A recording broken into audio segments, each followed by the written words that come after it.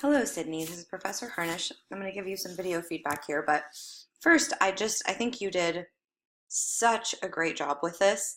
Um, this looks like you had much more time to do it than you actually did because I know this was kind of a 11th hour change in your topic and everything, but man, this really sounds like you're writing to Colleen. It really sounds like you're talking about, the hours, and you also managed to talk to your manager about a problem without sounding condescending and without sounding like you're trying to say, hey, you're doing kind of a crappy job, which I see kind of a lot, especially when people are complaining to their managers that they kind of slip into this like I could do your job better than you kind of thing, and that doesn't ever work. But I think the way that you know talked about this, I think is really good. um, so really you should pat yourself on the back. I would absolutely give you a high five if you were here in person. I think um, this is really good. So the things that I'm going to talk about, I think, are things that maybe to other people I wouldn't even really mention, because you definitely have the audience part locked down. I like, that this looks like you're writing a letter. I think also you did, a nice job with that. Um, I would like to see a little bit more, or maybe even a little bit less, maybe, of the outside sources in terms of the way that you're expressing how those quotes relate to what's happening in your store. I don't know that you need to have, this paragraph has, one, two, three outside sources. And I'm not sure that that really helps sort of elevate your argument.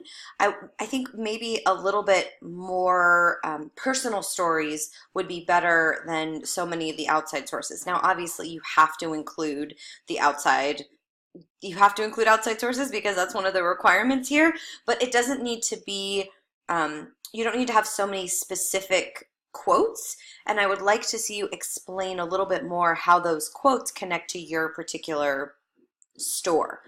As a side note, in the way that you're using the quotes for in-text citations, you don't use all of this.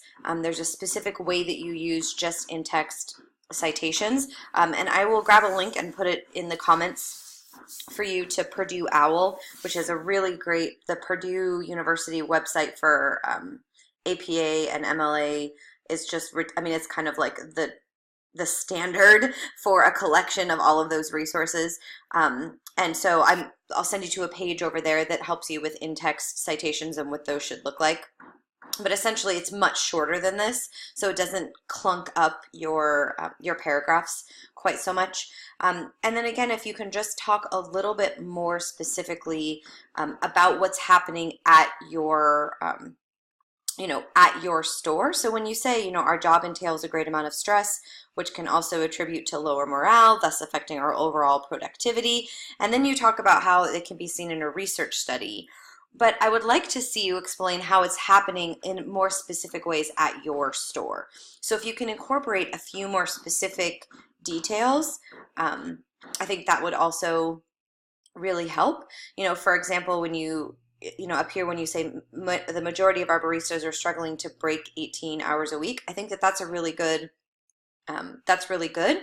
But then also explain a little bit more about what that means to those baristas. Like, are they maybe in danger of losing their benefits? Are they maybe in danger of having to take a second job or not affording their rent, or, whatever it might be? And then you can say, when we're struggling to pay rent, we're more like, it compounds on itself, right? Then we're more stressed, then we have even less productivity. So you can kind of explain how all of these things kind of, add up on top of each other.